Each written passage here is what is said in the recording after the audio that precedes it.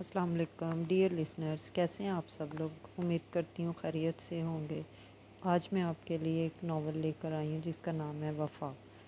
तो आप लोग मेरे चैनल को लाजमी सब्सक्राइब किया करें और कमेंट बॉक्स में बताया करें कि मेरी तहरीर कैसी लगी आप लोगों को। आइए शुरू करते हैं।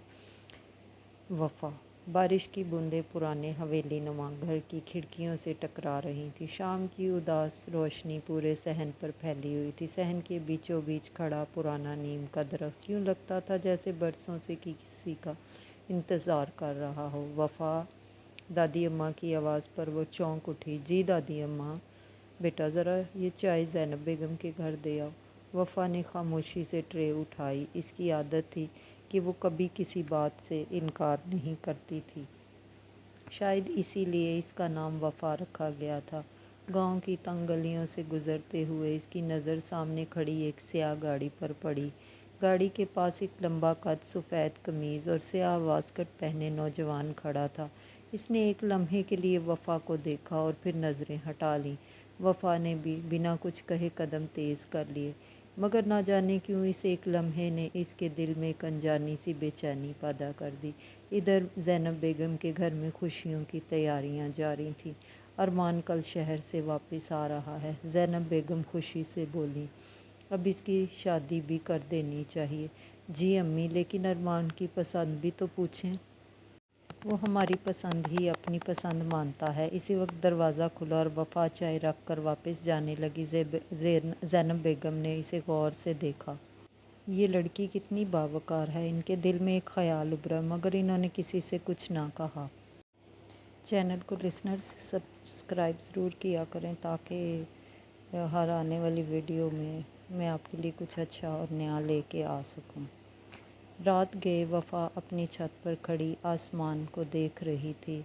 या अल्लाह, मेरे नसीब में जो भी लिखा है वो मेरे लिए आसान कर देना, उसने अपने दिल में ये सोचा।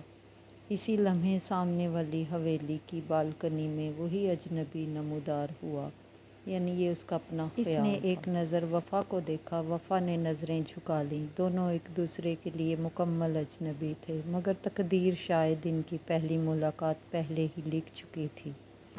सुबह की पहली किरण ने पूरे गांव को सुनहरी रोशनी में नहला दिया था। नीम के दरख्त पर बैठे परिंदों की चहचहाहट माहौल को खुशगवार बना रही थी, मगर वफ़ा के दिल में एक अजीब सी बेचैनी थी। गुज़िश्ता रात बालकनी में नज़र आने वाला वो अजनबी चेहरा बार बार इसके जहन में आ रहा था। वफ़ा बेटा, जल्दी आ जाओ, आज मेहमान आने वाले हैं। अम्मी की आवाज़ पर वो ख़यालों की दुनिया से बाहर निकली। वो जल्दी से कामों में लग गई। इधर ज़ैनब बेगम के घर में रौनक लगी हुई थी। अरमान, आखिर तुम आ ही गए। ज़ैनब बेगम ने बेटे को सीने से लगा लिया। अरमान मुस्कुरा दे। अम्मी, आपकी दुआओं ने हमेशा वापस आने का रास्ता आसान कर दिया। कई बरस शहर में तालीम और मुलाजमत करने के बाद वो गाँव लौटा था, मगर इसकी आंखों में एक अजीब सी उदासी अभी भी बाकी थी। दोपहर के वक्त वफ़ा अपनी सहेली आयशा के साथ बाज़ार जा रही थी कि अचानक एक छोटा बच्चा सड़क पार करते हुए फिसल गया। इसी लम्हे एक तेज़ रफ्तार मोटरसाइकिल करीब आ गई। अहमद लोग चीख उठे। वफ़ा दौड़कर बच्चे को अपनी तरफ खींच लिया। मोटरसाइकिल चंद इंच के फासले से गुजर गई। बच्चा डर के मारे रो रहा था। वफ़ा ने इसे सीने से लगा लिया। कुछ नहीं हुआ, अल्लाह ने बचा लिया है। ये सब मंजर सामने खड़ा अरमान खामोशी से देख रहा था।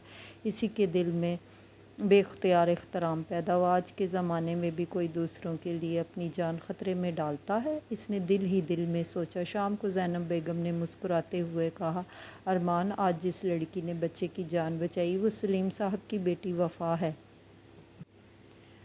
अरमान खामोश रहा, मगर इसके जहन में वफ़ा का पुरसुकून चेहरा लहराया। खामोश रहा, मगर इसके जहन में वफ़ा का पुरसुकून चेहरा बार बार उभरने लगा। इसी रात वफ़ा के घर एक गैर मुतवक्का मेहमान आया। वो ज़ैनब बेगम थी। इन्होंने अम्मी से देर तक बात की, चाय पी, फिर जाते हुए सिर्फ़ एक जुमला कहा, जल्द ही दोबारा आऊँगी, एक ज़रूरी बात करनी है। वफ़ा ने हैरत से अम्मी की तरफ देखा। अम्मी, क्या बात है? वफ़ा ने अपनी अम्मी से पूछा।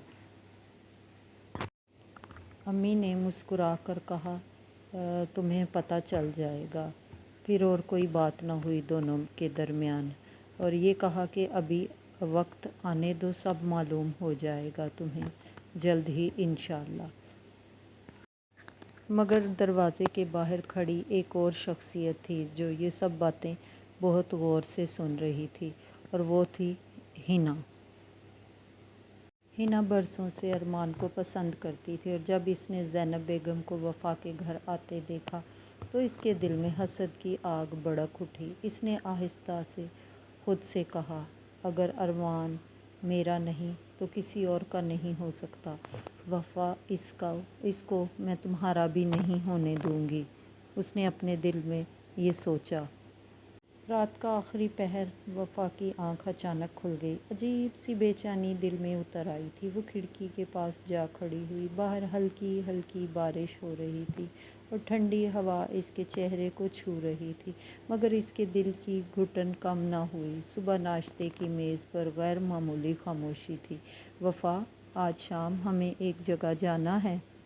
اس کے والد نے سنجیدگی سے کہا، ابو، تمہیں شام کو پتہ چل جائے گا۔ وفا نے حیرت سے اپنی والدہ کی طرف دیکھا، مگر انہوں نے بھی نظریں چرا لیں۔ شام کو جب گاڑی ایک عالی شان بنگلے کے سامنے رکی تو وفا حیران رہ گئی۔ یہاں کیوں آئے ہیں؟ ابھی وہ سوال ہی کر رہی تھی کہ ایک باوقار خاتون مسکراتے ہوئے آگے بڑھی، آئیے، ہم آپ ہی لوگوں کا انتظار کر رہے تھے۔ ڈرائنگ روم میں بیٹھتے ہی وفا کی نظریں سامنے بیٹھے نوجوان پر جا ٹھہریں۔ وہی شخص، وہی اجنبی جس سے چند روز پہلے بارش میں اس کی مختصر سی ملاقات ہوئی تھی۔ لڑکے نے بھی وفا کو پہچان لیا، مگر دونوں نے خاموشی اختیار کیے رکھی۔ یہ ہمارا بیٹا ارمان ہے۔ وفا کے دل کی دھڑکن ایک لمحے کو رک گئی۔ تو اس کا نام ارمان ہے؟ باتوں باتوں میں وفا کو احساس ہوا یہ ملاقات دراصل رشتے کے لیے تھی۔ وہ حیران رہ گئی، اسے کسی نے پہلے کچھ نہیں بتایا۔ چائے کے بعد ارمان کی والدہ نے مسکراتے ہوئے کہا، اگر آپ لوگوں کو مناسب لگے تو دونوں بچے چند منٹ بات کر لیں۔ باغ میں خاموشی چھائی ہوئی تھی۔ آخر ارمان نے خاموشی توڑی، آپ شاید اس رشتے کے لیے تیار نہیں ہیں۔ وفا نے نظریں جھکا لیں، تیاری کی بات نہیں، مجھے صرف اتنا لگتا ہے کہ زندگی کا اتنا بڑا فیصلہ چند لمحوں میں نہیں ہونا چاہیے۔ ارمان کے ہونٹوں پر ہلکی سی مسکراہٹ آ گئی۔ یہ جواب سن کر وفا پہلی بار اس کی طرف دیکھا اور وہاں اطمینان دیکھ کر وہ خاموش ہو گئی۔ پھر جی تو لسنرز، کیسا لگا آپ کو یہ میرا ناول؟ اس کا باقی پارٹ انشاءاللہ کل اپلوڈ ہو جائے گا۔